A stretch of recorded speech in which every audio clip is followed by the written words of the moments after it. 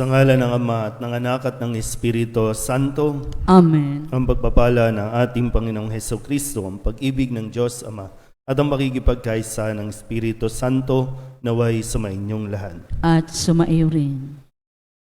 Mga kapatid, tinipon tayo bilang mga kaanib ng angkan ng Diyos, kaya dumulog tayo sa maawaing Panginoong na papatawad ng lubos.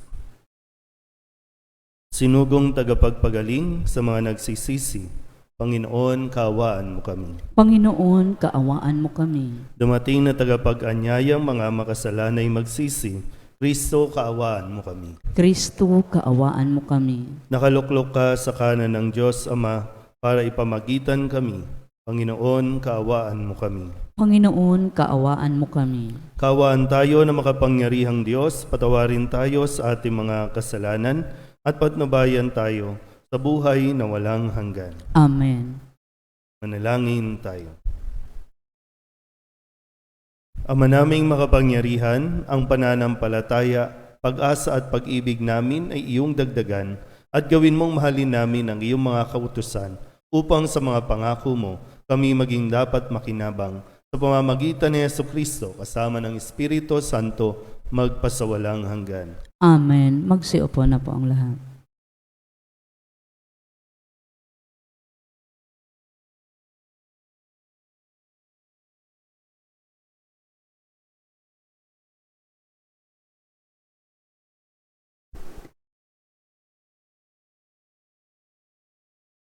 Pagbasa mula sa sulat ni Apostol San Pablo sa mga taga-Efeso.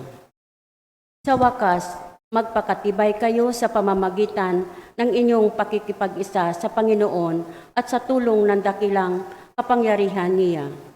Isuot ninyo ang baluting kaloob ng Diyos upang mapaglabanan ninyo ang mga lalang ng Diablo, sapagkat ang kalaban natin hindi mga tao, kundi mga pinuno, mga may kapangyarihan at mga tagapamahala ng kadilimang namamayani sa sanlibutang ito, ang mga hukbong espiritual ng kasamaan sa himpapawid. Kaya't isuot ninyo ang baluting mula sa Diyos. Sa ngayon, makatatagal kayo sa pakikipaglaban pagdating ng masamang araw na iyon. At pagkatapos ng inyong pakikipaglaban, ay matatag pa rin kayong nakatayo. Kaya't maging handa kayo, gawin ninyo bigkis ang katotohanan, itakip sa dibdib ang mabaluti ng pagkamatuwid at isuot ang pangyapak na magiging handa sa pangangaral ng mabuting balita ng pakikipagsundo sa Diyos. Taglayin ninyo lagi ang kalasag ng pananalig kay Kristo bilang pananggat pamatay sa lahat ng nagliliyab na palaso ng masama. Isuot ninyo ang helmet ng kaligtasan at kunin ninyo ang tabak na kaloob ng Espiritu. Sa makatwid ang salita ng Diyos, ang lahat ng ito'y gawin ninyo sa pamamagitan ng mga panalangin at pagsamo. Manalangin kayo sa lahat ng pagkakataon sa patnubay ng Espiritu, kaya't lagi kayong magiging handa at patuloy na manalangin para sa lahat ng hinirang ng Diyos. Ipanalangin din ninyo ako'y pagkalooban ng wastong pananalita upang buong tapang kong maihayag ang hiwaga ng mabuting balita. Dahil sa mabuting balitang ito, ako'y sinugo at ngayon natatanikalaan, kaya't ipanalangin ninyo mapaihayag ko ito ng buong tapang gaya ng nararapat. Ang salita ng Diyos. Salamat sa Diyos. Salmong tugunan. Ang poon ay papurihan, siya ang aking sanggalang. Ulitin po natin lahat. Ang poon ay papurihan, siya ang aking sanggalang. Purihin ang poon sa aking sanggalang. Sa pakikibaka, ako ay sinanay. Inihanda ako upang makilaban. Tugon. Ang poon ay papurihan, siya ang aking sanggalang. Matibay kong muog at tagapagligtas sa aking tahanan, hindi matitinag. Tagapagligtas kong pinagtitiwalaan, nilulupig niya ang sakop kong bayan. Tugon. Ang poon ay papurihan, siya ang aking sanggalang. O Diyos, may awitin akong bagong-bago. alpay tutugtugin at aawit ako. Tagumpay ng hari ay iyong kaloob, at iniligtas mo si David mong lingkod. Tugon, Ang poon ay papurihan, siya ang aking sanggalang. Magsitayo na po ang lahat.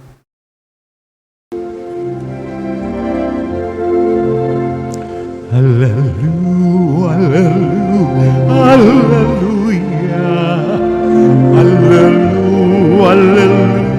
hallelujah. Purihin ng Diyos, hallelujah.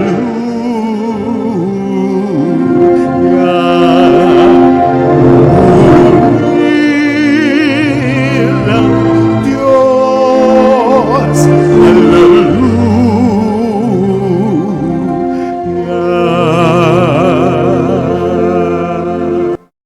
Sumainyo ang Panginoon. At sumaiyo rin. Ang mabuting balita ng Panginoon ayon kay San Lucas. Papuri sa iyo, Panginoon. Dumating noon ang ilang Pariseyo. Sinabi nila kay Jesus, "Umalis ka rito, sapagkat ibig kang ipapatay ni Herodes." At sumagot siya, "Sabihin ninyo sa alamid na iyon na nagpapalaya ako ngayon ng mga demonyo at nagpapagaling. Bukas ay gayon din. Sa ikatlong araw, tatapusin ko ang aking gawain. Ngunit dapat akong magpatuloy sa aking lakad ngayon, bukas at sa makalawa, sapagkat hindi dapat mamatay sa labas ng Jerusalem ang isang propeta. Jerusalem, Jerusalem, pinapatay mo ang mga propeta at binabato ang mga sinugo ko sa iyo. Makailan kong sinikap na kupkupin ang iyong mga mamamayan gaya ng paglukob ng isang inahin sa kanyang mga sisiw, ngunit ayaw mo.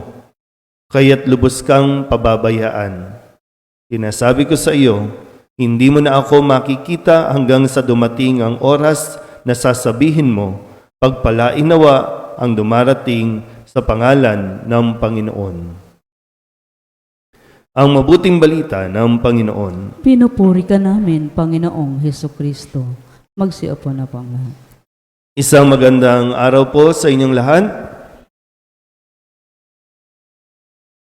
Tunay nga po na ang isang Kristiyano ay dapat nagtataglay ng katapangan na nagmumula sa mga salita ng Diyos. Hindi lang basta matapang, hindi lang basta handang sumagupa, kundi dapat ito ay nakabase sa mga aral o salita ng Diyos.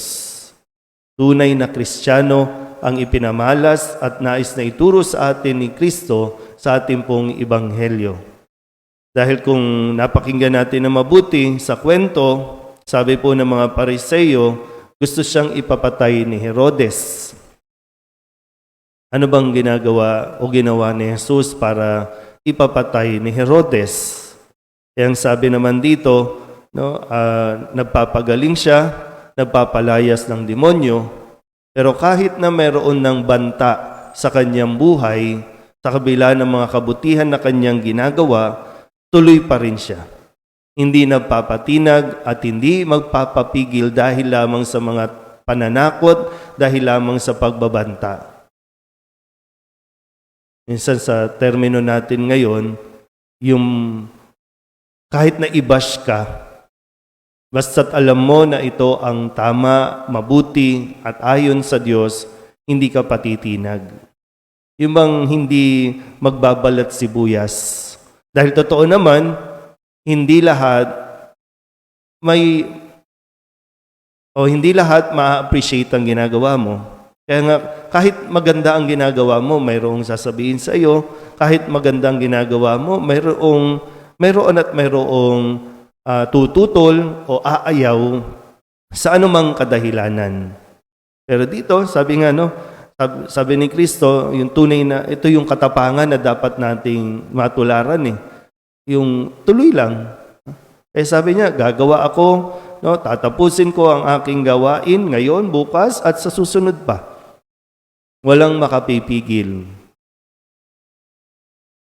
Sa panahon natin ngayon, ito din yung, sabi ko nga, nawa, mas matularan natin na pagdating sa paggawa ng mabuti, pagdating sa pagpapahayag ng mabuting balita, hindi tayo dapat natatakot basta-basta. Hindi tayo dapat nagpapatinag sa kahit anong salita ng tao laban sa atin. Basta't malinaw sa atin kung ano ang ating ginagawa. Kaya sabi ni San Pablo sa kanyang sulat sa mga taga-Efeso, may laban tayong dapat suungin. At sa bawat laban, dapat handa ka din talaga. Sabi dito, yung armor o yung baluti, yung pag sinabing baluti, yung damit na pandigma, yung damit na panlaban sa masamang espiritu. Kasi kung sugod lang tayo ng sugod, matatalo talaga tayo. Maganda po yung sinabi niya dito, isuot ninyo ang baluting kaloob ng Diyos. Sabi niyo nga, baluti. Medyo malalim na Tagalog, pero sa salita na mas maintindihan natin, ito yung damit pandigma. Ito yung armor na dapat nating sinusuot. O kumbaga sa inyo, yung mga belo na sinusuot, pamprotekta yan. Hindi lang yan basta sinuot na wala lang, pangsunod lang sa kultura, pangsunod lang sa tradisyon.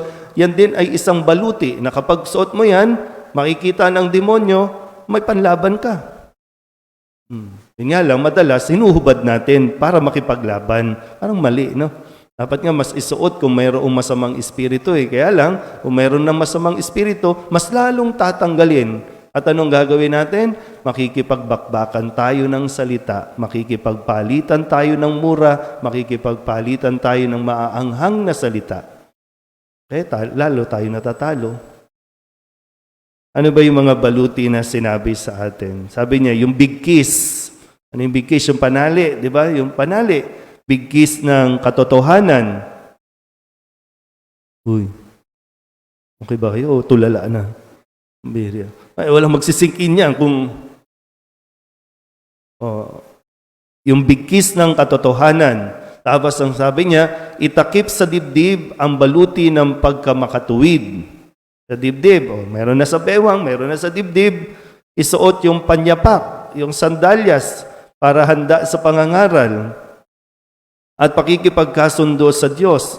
Tapos taglayin yung kalasag yung panangga. Ano pang kailangan natin para mas matibay ang loob natin? Kalasag ng pananalig, panangga't pamatay sa lahat ng nagliliyab na palaso ng masama, at isuot ang helmet ng kaligtasan. Sa madaling sabi dito, yung may tabak pa na kaloob ng Diyos, ito ang mga salita ng Diyos na dapat natin laging baon-baon. Lalo tigit kung nandyan na ang masamang espiritu. O diablo. Sabi naman dito, demonyo na lalaban at ahad lang sa atin para magawa natin ang misyon natin hanggang sa huling sandali ng ating buhay. Amen? Magsitayo ang lahat.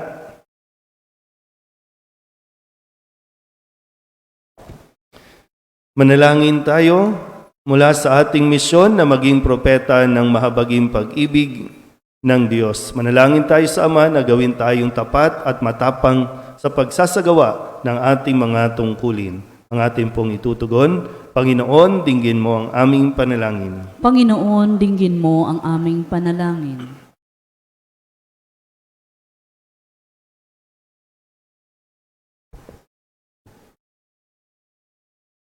Ang simbahan sa pamamagitan ng kanyang mga pinuno naway maging tapat sa kanyang pagiging propeta na ituro sa mga tao sa ating panahon ng mga tamang bagay na pinahahalagahan ng Ebanghelyo.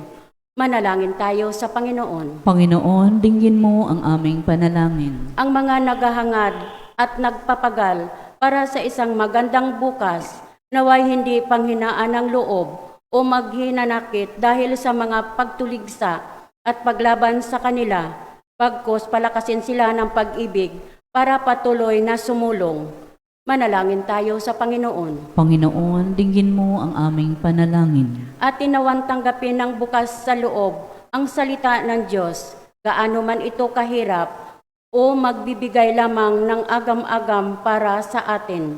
Manalangin tayo sa Panginoon. Panginoon, dinggin mo ang aming panalangin. Ang mga nag-aalaga ng mga may sakit, naway hindi mapagod sa kanilang pagbibigay kalinga na mayroong personal na atensyon at paggalang.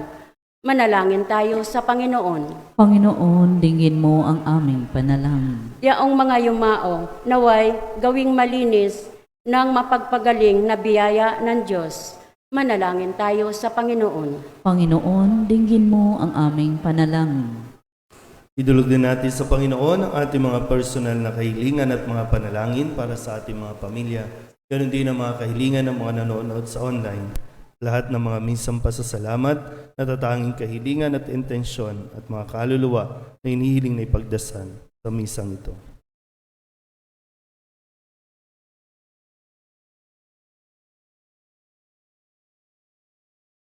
Ang lahat ng ito inihiling namin sa ngalan ni Kristong aming Panginoon. Amen. Magsiupo na po ang lahat.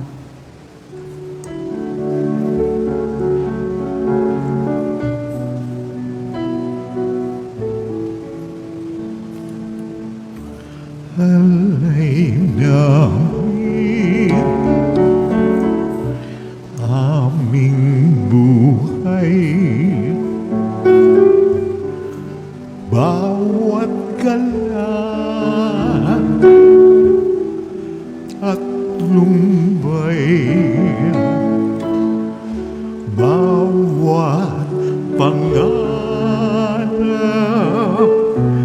naming taglay sa palad mo ilalagay. Tumayo na po ang lahat. Manalangin kayo mga kapatid upang paghahain natin ay kalugdan ng Diyos Amang makapangyarihan. Tanggapin nawa ng Panginoon itong paghahain sa iyong mga kamay, sa kapurihan niya at karangalan sa ating kapakinabangan at sa buong sambayanan niyang banal. Ama naming lumikha, tunghayan mo ang mga alay na aming inihahain sa iyong kadakilaan upang ang paglilingkod na aming ginagampanan ay humantong sa iyong lalong ikadarangal sa pamamagitan ni Jesucristo kasama ng Espiritu Santo magpasawalang hanggan. Amen. Sumainyo ang Panginoon. At sumairin. Itaas sa Diyos ang inyong puso at diwa. Itinaas na namin sa Panginoon. Pasalamatan natin ang Panginoong ating Diyos. Marapat na siya ay pasalamatan. Ama naming makapangyarihan, tunay ngang marapat na ikaw ay aming pasalamatan. Ikinalugod mong likain ang sanlibutan na iyong pinagbabago at idinarangal sa pamamagitan ng iyong anak na kinalulugdan, kaya't utang na loob ng iyong mga itinatangi at ng mga banal na kapiling mong lagi ang iyong paggiliw at pagkakandili. Kaya kaysa ng mga anghel na nagsisiawit ng papuri sa iyo nang walang humpay sa kalangitan, kami nagbubunyi sa iyong kadakilaan. Santo, Santo, Santo, Panginoong Diyos na makapangyarihan, napupuno ang langit at lupa ng kaluwalhatian mo. Hosana sa kaitaasan, pinagpala ang naparirito sa ngalan ng Panginoon. Hosana sa kaitaasan. Ama naming banal, ikaw ang bukal ng tanang kabanalan. Kaya't sa pamamagitan ng iyong Espiritu, gawin mong banal ang kaloob na ito upang para sa aming maging katawan at dugo ng aming Panginoong Hesukristo. Bago niya pinagtisang kusang loob na maging handog, hinawakan niya ang tinapay, pinasalamatan kaniya, pinaghati-hati ni iyon, iniabot sa kanyang mga alagad at sinabi, tanggapin ninyong lahat ito at kanin, ito ang aking katawan, na ihahandog para sa inyo.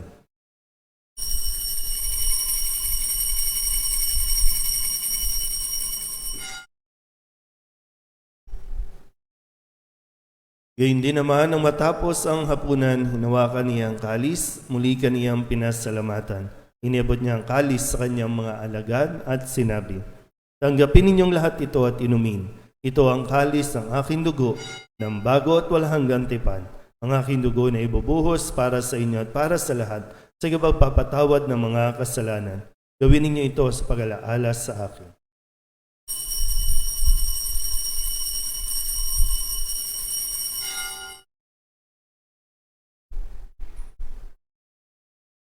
Ipagbunyi natin ang misteryo ng pananampalataya.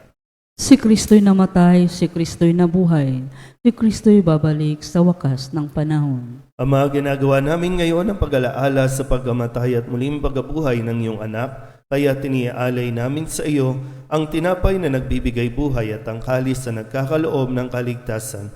Kami nagpapasalamat dahil kami iyong minarapat na tumayo sa harap mo para maglingkod sa iyo. Sinasamo namin kami magsasalo-salo sa katawan at dugo ni Kristo ay mabuklod sa pagkakaisa sa pamamagitan ng Espiritu Santo. Ama, lingapin mo ang iyong simbahang laganap sa buong daigdig. Puspusin mo kami sa pag-ibig kay San Francisco na aming Papa at ni Jose na aming Obispo at ng Tanang Kaparian. Alalahanin mo rin ang mga kapatid naming nahimlay na may pag-asang sila'y muling mabubuhay, gayon din ang lahat ng mga pumanaw. Kawaan mo sila at patuloyin sa iyong kaliwanagan. Kawaan mo at pagindapating kaming lahat na makasalo sa iyong buhay na walang wakas. Kaysa ng mahal na Birhen Maria na Ina ng Diyos, ng kabiyak ng puso niyang sa San Jose. Kaysa ng mga apostol at ng lahat ng mga banal na namuhay dito sa daigdig ng kalugod-lugod sa iyo, may pagdiwang nawa namin ang pagpupuri sa ikararangal mo sa pamamagitan ng iyong anak na aming Panginoong Hesukristo. Sa pamamagitan ni Kristo, kasama niya at sa Kanya, ang lahat ng parangal at papuri ay sa iyo, Diyos amang makapangyarihan, kasama ng Espiritu Santo, magpasawalang hanggan. Amen. Amen. Amen. Amen.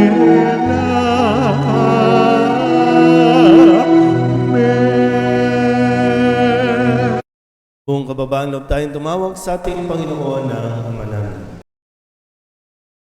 Ama namin, Sumasalangit ka, sambahin ang ngalan mo, mapasa amin ang kaharian mo, sundin ang loob mo dito sa lupa para nan sa langit.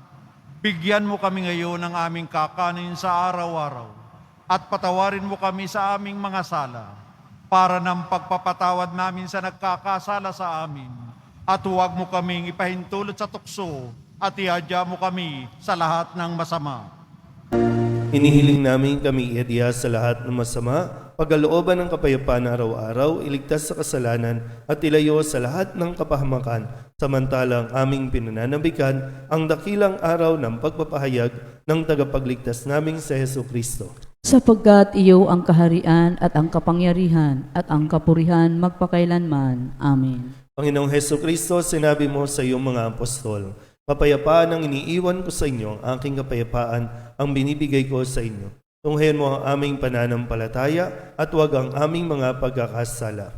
Pagkalooban mo kami ng kapayapaan at pagkakaisa ayon sa iyong kalooban kasama ng Espiritu Santo magpasawalang hanggan. Amen. Ang kapayapaan ng Panginoon ay laging sumainyo. At sumaiyo rin. Magbigayan po tayo ng kapayapaan sa isa't isa.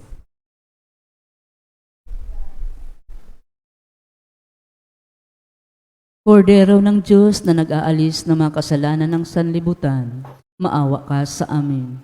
Kordero ng Diyos na nag-aalis ng mga kasalanan ng sanlibutan, maawa ka sa amin. Kordero ng Diyos na nag-aalis ng mga kasalanan ng sanlibutan, ipagkaloob mo sa amin ang kapayapaan. Magsiluhod po ang lahat. Ito ang kordero ng Diyos. Ito ang nag-aalis ng kasalanan ng sanlibutan. Mapalad ang mga inaanyayahan sa kanyang piging. Panginoon, hindi ako karapat-dapat na magpatuloy sa iyo, ngunit sa isang salita mo lamang ay gagaling na ako. Katawan ni Kristo, Amen.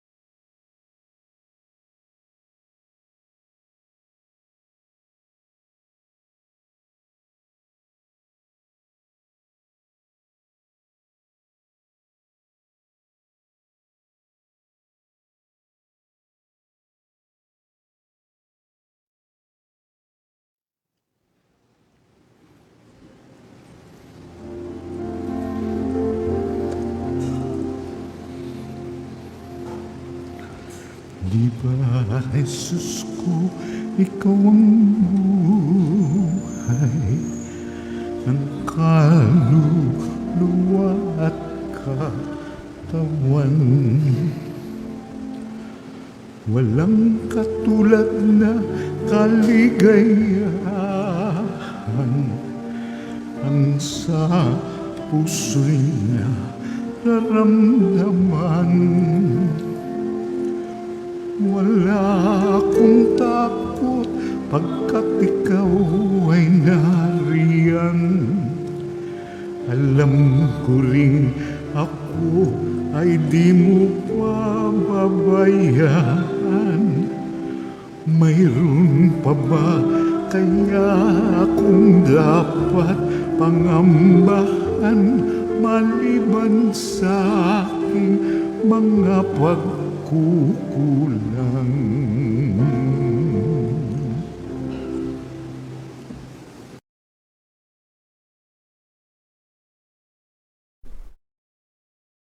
Manalangin tayo.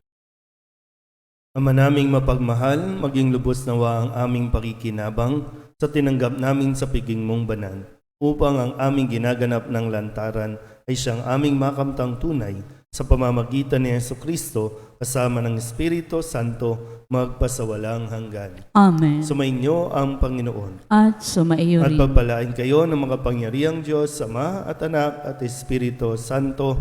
Amen. Tapos sa banal na misa, humayo tayo sa kapayapaan ni Kristo. Salamat sa Diyos. Magandang umaga po. Magandang umaga rin po, Father.